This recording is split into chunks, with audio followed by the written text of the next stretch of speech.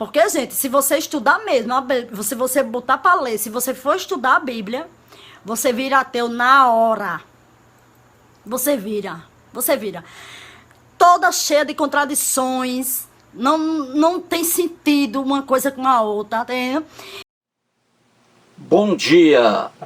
Hoje são 12 de setembro de 2021, domingo, Brasília, Distrito Federal, Brasil. Mais um vídeo sobre religião. Religião, pura ilusão, pura fantasia, pura superstição. Estou aqui com um folheto das Testemunhas de Jeová. Testemunhas de Jeová. Aqui um pequeno folheto. O título deste folheto aqui, como você vê, Por que se pode confiar na Bíblia? Vou trazer aqui um trecho deste folheto para uma explicação no vídeo, para uma análise no vídeo. Então, vamos aí. As Testemunhas de Jeová são mais uma fantasia religiosa cristã norte-americana, fundada na década de 1870 por Charles Taze Russell.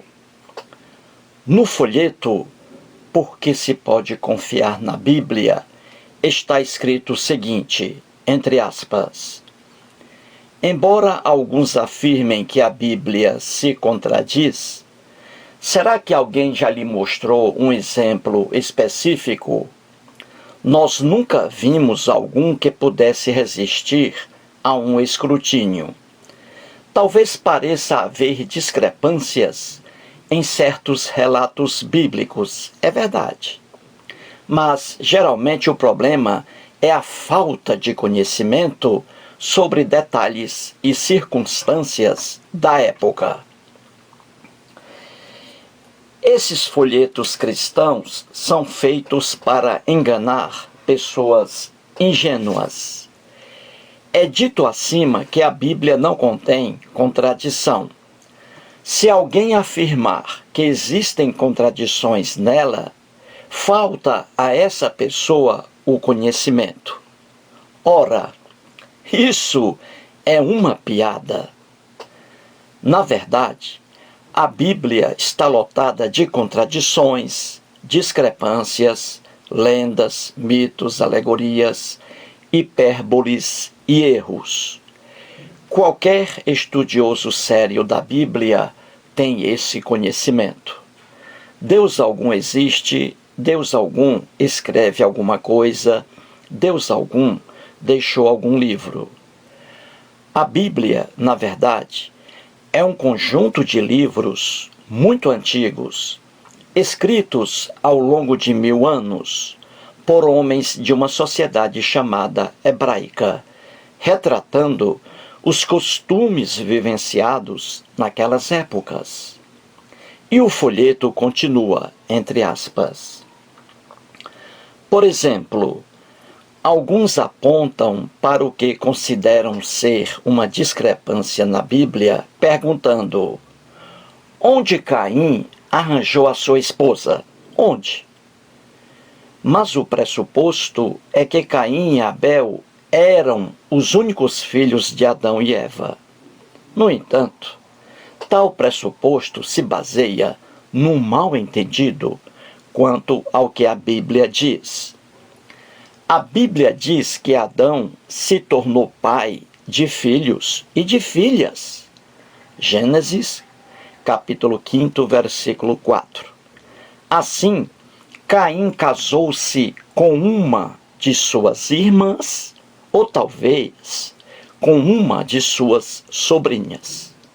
Veja, caro leitor, a ingenuidade do texto acima. É dito que muitas pessoas veem essa discrepância na Bíblia, a de que Caim arranjou uma esposa quando a única mulher existente até então era sua mãe Eva. Como foi possível Caim se casar com uma mulher se não existia ainda essa mulher? Diz o folheto que quem afirma tal coisa não conhece a Bíblia, porque lá está escrito que o casal Adão e Eva teve filhos e filhas. Assim, Caim deve ter se casado com uma de suas irmãs, ou talvez com uma de suas sobrinhas. Ora, o folheto das Testemunhas de Jeová está mais perdido que cego em tiroteio, numa das favelas do Rio de Janeiro. É muita bobagem escrita, amigo leitor. Em primeiro lugar, Adão, Eva, Caim e Abel são personagens fictícios, nunca existiram de fato. São entes lendários. Um relato criado pela imaginação do escritor hebreu.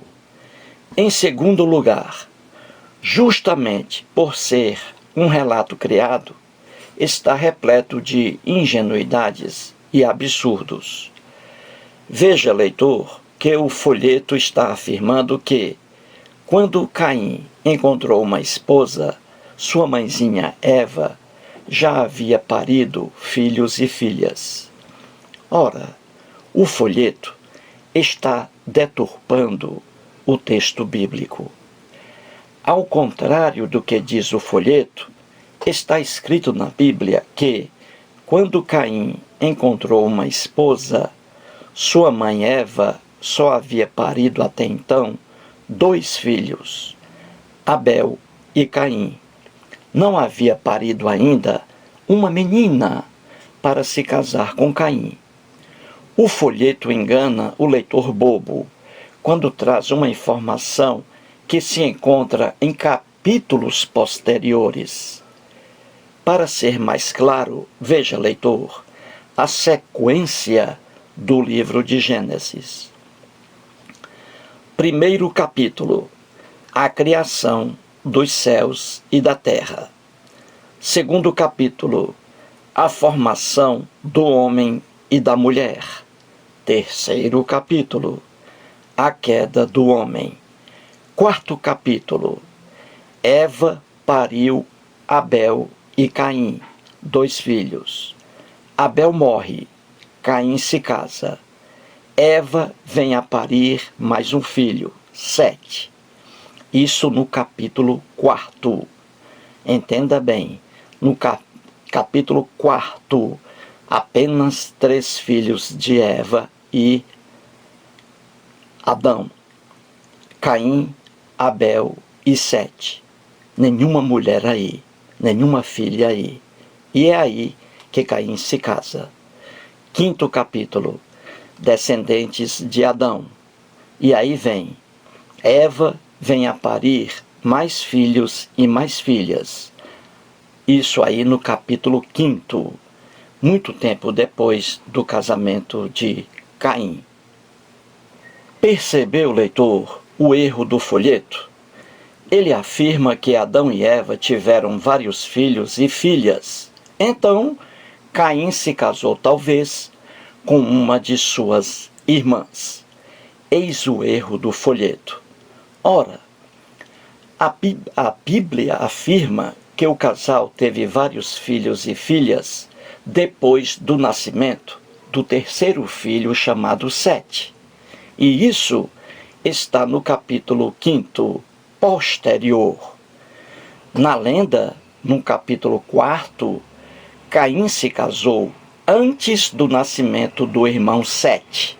Ou seja, quando Caim se casou, não havia uma irmã dele. Nem o irmão Sete ainda existia. O primeiro filho do casal foi Caim, o segundo, Abel.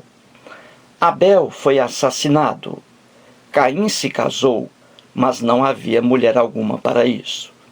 Após o casamento de Caim, risos, nasce o terceiro filho do casal, Sete. Somente depois do nascimento de Sete é que o casal Adão e Eva teve mais filhos e filhas, conforme o capítulo 5, versículo 4. Depois que gerou a Sete, viveu Adão 800 anos e teve filhos e filhas. Como se vê, o capítulo 4 traz a prole do casal Adão e Eva, citando nominalmente, nome a nome, os filhos. Na sequência, Caim, Abel e Sete. Não há filha alguma aqui ainda.